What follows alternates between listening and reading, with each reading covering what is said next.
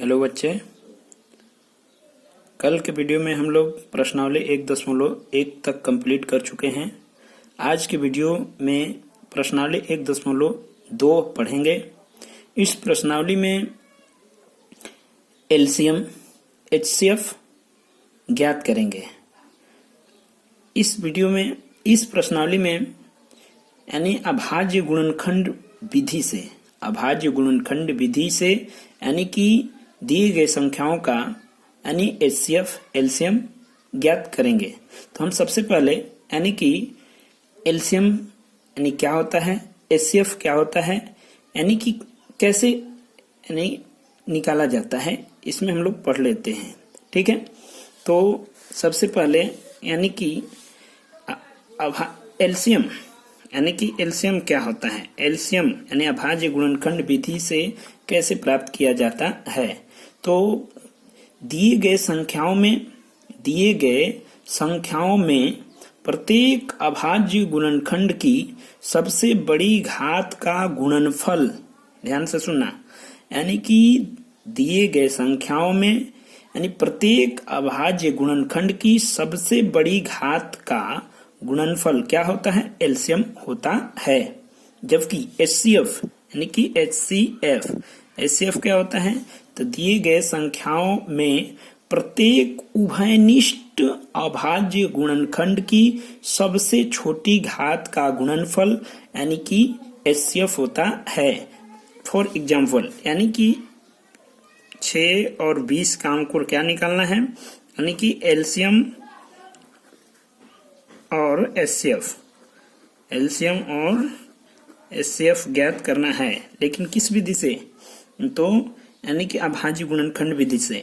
तो अभाज्य गुणनखंड विधि से ज्ञात करने के लिए दिए गए संख्याओं का हम क्या करेंगे, अभाज्य गुणनखंड करेंगे। तो अभाज्य गुणनखंड यानी 6 का अभाज्य गुणनखंड क्या होता है, 2 गुणे 3, यानी इसको हम लोग बचपन में पढ़े थे इस तरह से, यानी कि हम निकाल के दिखा दे रहे हैं। 6 का यानी 2 3 6, ये सब के सब जो होता है क्या होता है, अभाज्य संख्या होता है। ठीक है, अब इसी प्रकार से हम 20 को हम क्या लिख सकते हैं, तो 20 को लिख सकते हैं यानी 2 गुणे 5, यानी ये लिखा जा सकता है। अब इसको हम ऐसे भी लिख सकते हैं, 2 का घाते 1 गुणे 3 के घाते 1 बराबर, इसको हम क्या लिख सकते हैं, 2 का घाते 2 गुणे 5 के घाते 1।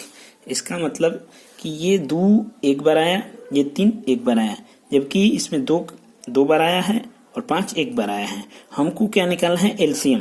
तो एलसीएम यानी कि एलसीएम हम लोग का क्या बोल रहा है, परिभाषा, दिए गए संख्याओं में यानी कि प्रत्येक अभाज्य गुणनखंड की सबसे बड़ी घात का गुणनफल, सबसे बड़ी घात का गुणनफल। तो इसमें भी 2 है, इसमें भी 2 है, तो बड़ी घात इसमें लेना होगा।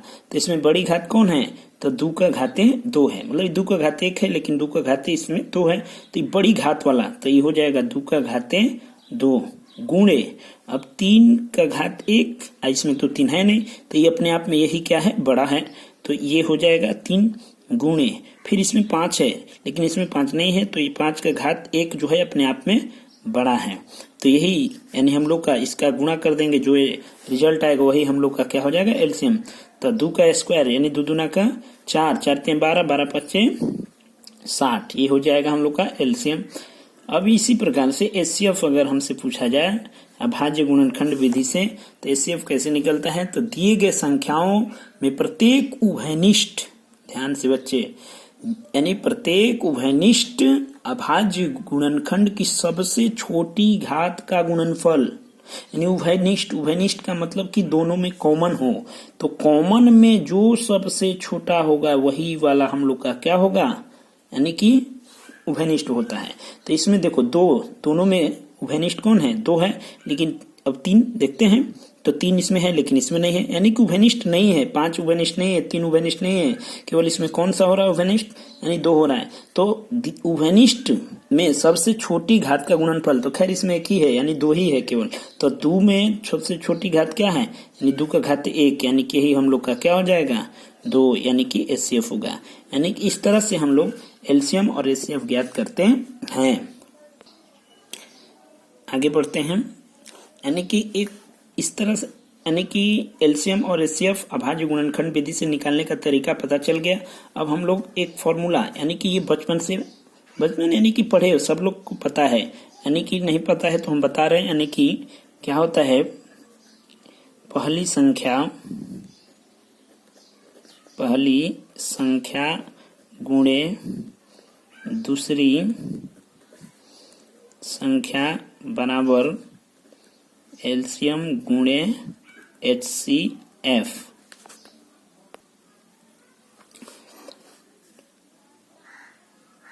पहली संख्या यानी कि ये मेन फॉर्मूला हो गया, पहली संख्या बराबर एलसीएम गुणे HCF बटा में दूसरी संख्या। यानी कि फॉर्मूला क्या होता है, पहली संख्या गुणे दूसरी संख्या बराबर एलसीएम गुणे HCF। ये इंपॉर्टेंट फॉर्मूला है बाबू, यानी कि इससे 4 फॉर्मूला निकल कर आता है। ठीक है, तो ये देखो, ये फॉर्मूला जब याद है तो ये चारों फॉर्मूला याद रहेगा।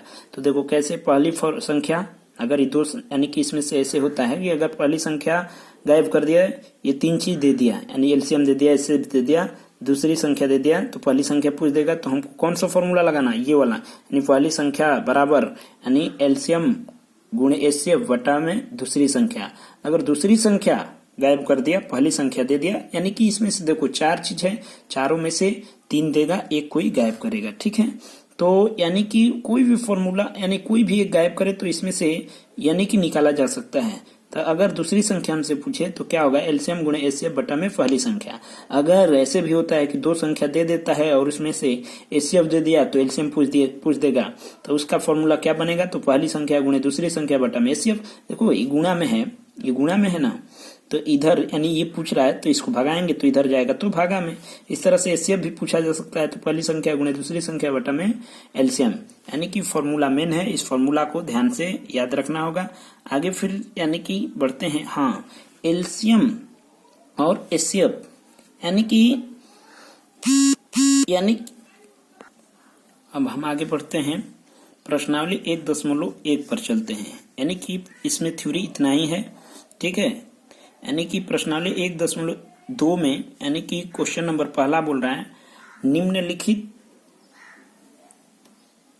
निम्नलिखित संख्याओं का अभाज्य गुणनखंड के गुणनफल के रूप में व्यक्त कीजिए। यानी निम्नलिखित संख्याओं को अभाज्य गुणनखंडों के गुणनफल के रूप में व्यक्त कीजिए। यानी कि पहला क्वेश्चन है, यानी कि 140, यानी कि इसको, यानी कि अभाज्य गुणनखंडों के गुणनफल के रूप में व्यक्त कीजिए। तो ये पहला क्वेश्चन, पहला यानी कि दिया है 140, इसको अभाज्य गुणनखंडों के गुणनफल के रूप में व्यक्त करना है।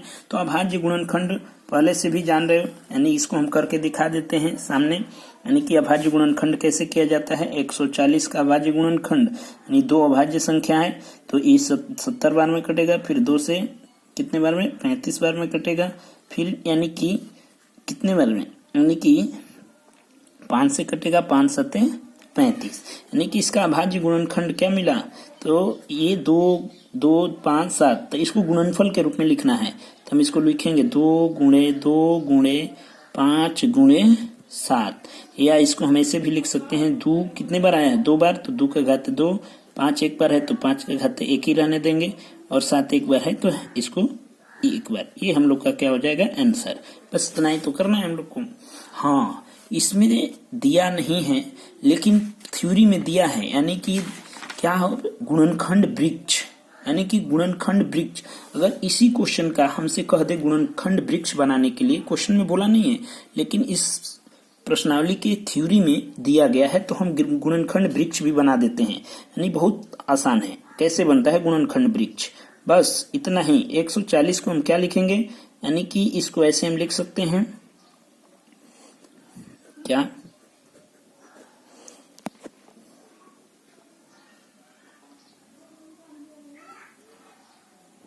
यानी कि हम लिख सकते हैं 2 गुणे 70, 140 को, यानी कि यहाँ पर हम बनाए हैं 2 से 70 बार में कटा, तो इसको हम 2 गुणे यानी 2 70, फिर 70 कटा है 35 बार में, तो इसको हम लिख सकते हैं 2 यानी कि 35, फिर 35 5 और 7 बार में, तो 5 7, यानी कि इसी को ये गुणनखंड वृक्ष बन गया। ये अगर कह दे कि 140 का गुणनखंड वृक्ष प्राप्त करें, तो हम लोग का ये गुणनखंड वृक्ष का एक क्या हो गया, बनकर तैयार हो गया। लेकिन सवाल में बोला नहीं है, लेकिन यहाँ पर थ्योरी में दिया है तो हम बता दिए, ठीक है। अब इसमें का और क्वेश्चन, इसमें और क्वेश्चन है जो कि क्वेश्चन दूसरा, तीसरा, चौथा, पांचवा है जो कि बनेगा और तुम लोग बना सकते हो आगे। अब हम बढ़ते हैं क्वेश्चन नंबर 2 की ओर, ठीक है। यानी क्वेश्चन नंबर दूसरा कह रहा है पूर्णांकों के निम्नलिखित युग्मों के एचसीएफ और एलसीएम ज्ञात कीजिए तथा इसकी जांच कीजिए कि संख्याओं का गुणनफल बराबर एचसीएफ गुणे एलसीएम है। यानी कि देखो ये पूर्णांक दिया गया है, यानी कि निम्नलिखित, यानी पूर्णांकों के निम्नलिखित युग्म मतलब जोड़ा होता है। युग्म मीन्स क्या होता है? जोड़ा। कुछ यानी कि पूर्णांकों के युग्म दिया गया है, उनका एलसीएम और एचसीएफ ज्ञात करना है और उसके साथ ही साथ ये भी जांच करना है कि संख्याओं का गुणनफल बराबर एलसीएम गुणे एचसीएफ, जो कि ये सवाल फॉर्मूला हम बताए हैं, यानी संख्याओं का गुणनफल बराबर एलसीएम गुणे एचसीएफ, यही जांच करने में मदद करेगा। तो सबसे पहले हम एलसीएम और एचसीएफ क्या करेंगे? निकालेंगे, ठीक है। एलसीएम और एचसीएफ निकाल लेते हैं, ठीक है।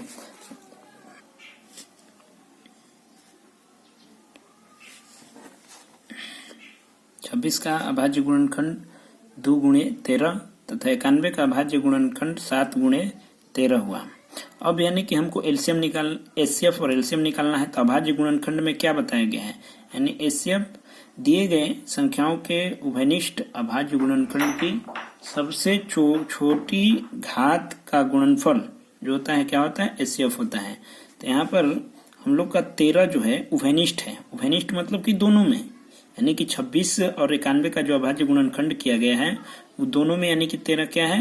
यानी कि उभयनिष्ठ है। उभयनिष्ठ में यानी कि सबसे छोटी घात, तो इसका भी घात यानी कि 13 का घात 1, यहाँ भी 13 का घात 1, यानी कि बराबर है। तो उसमें से कोई एक, यानी कि 13 का घात 1 हम ले लिए, तो 13 प्रत्येक उभयनिष्ठ अभाज्य गुणनखंड की सबसे छोटी घात है।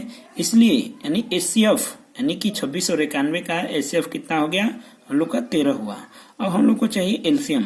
तो एलसीएम क्या कहता है? दिए गए यानी कि संख्याओं में अभाज्य गुणनखंड की सबसे बड़ी घात का गुणनफल। तो अब इसका यानी कि सबसे बड़ी घात का गुणनफल क्या होता है? क्या है? तो इसमें 2 है, 7 है, 13 है। यानी कि 2 का घात 1 है, ये अपने आप में बड़ा है। 7 अकेला है, यानी 7 का घात 1, ये अपने आप में भी बड़ा है। 13 यानी कि 13 इसमें भी है, लेकिन दोनों का घात समान है, यानी तो एक यानी 13 का घात 1 है, इसलिए हम 13 ले लिए। तो ये क्या हुआ? गुणा कर देने पर यानी कि हम लोग का एलसीएम कितना आ गया? 188 आ गया, ठीक है। अब देखो ये दोनों हम लोग का आंसर हो गया। हमसे पूछा है कि एचसीएफ और एलसीएम ज्ञात कीजिए, साथ ही साथ बोला है कि जांच कीजिए कि संख्याओं का गुणनफल बराबर एलसीएम गुणे एचसीएफ होता है।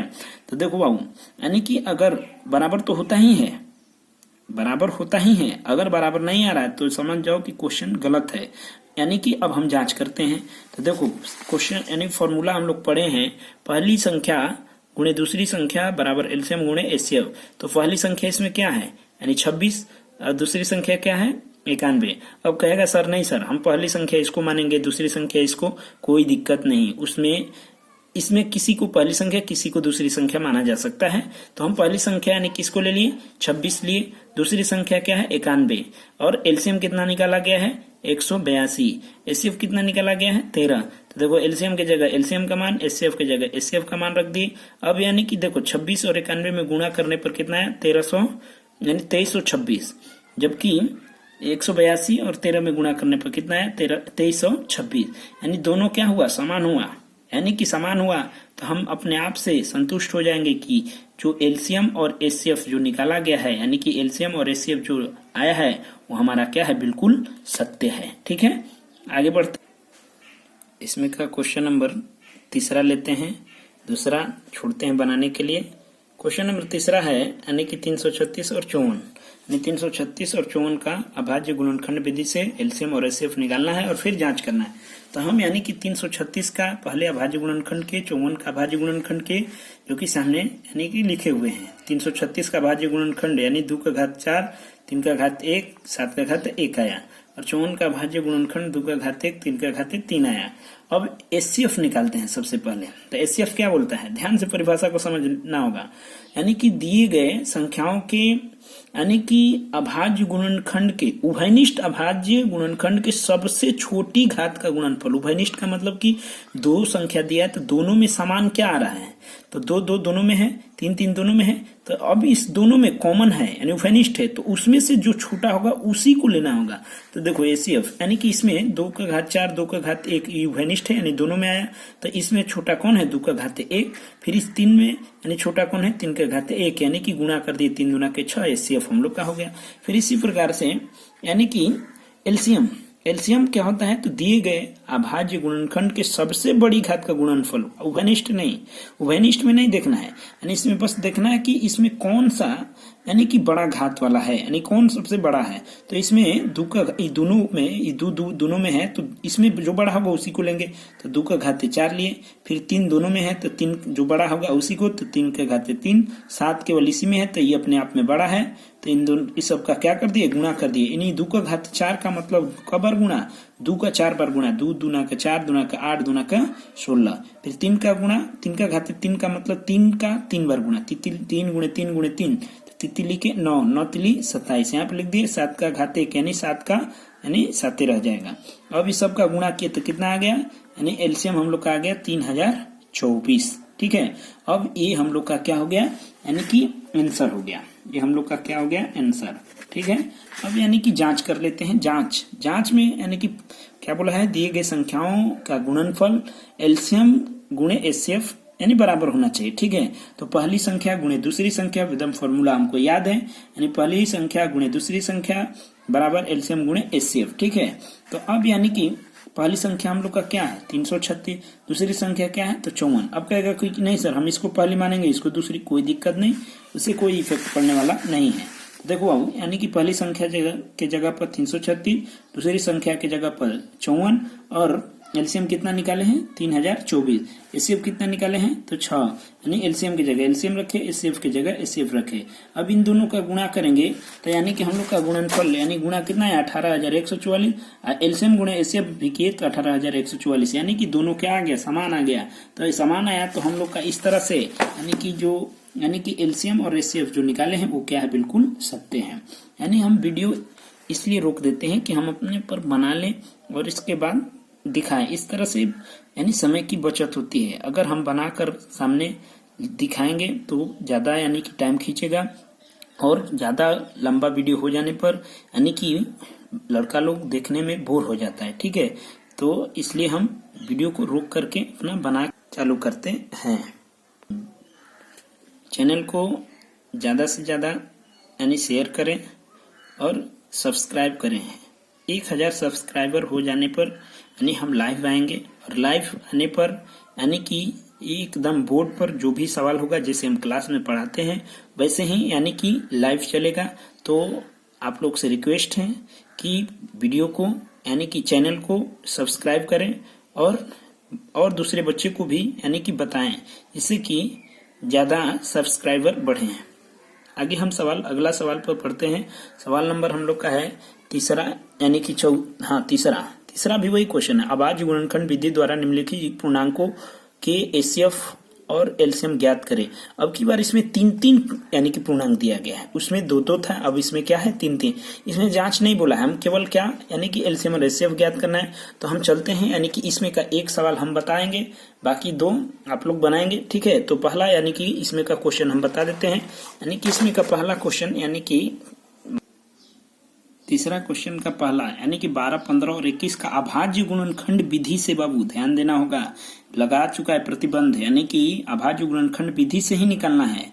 ठीक है, तो अभाज्य गुणनखंड विधि में यानी कि एक का पहले अभाज्य गुणनखंड कर लेंगे तो 12 का अभाज्य गुणनखंड यानी कि क्या हो जाएगा 2 गुणे 2 गुणे 3 यानी 2 दूना 4 3 12। सबको करने आता है, यानी कि इस तरह से, यानी इस तरह से 12 को हम क्या ऐसे लिख सकते हैं, 12 को 2 का 12 फिर 2 तिहाई यानी 2 तिहाई 6 इस तरह से। ठीक है, इस फिर आगे इसी प्रकार से यानी कि 15 को हम क्या लिख सकते हैं तो 3 यानी हाँ, अब इसको 2 बार आया इसलिए 2 का घात 2 और गुणे 3 एक बार आए तो 3 का घात 1।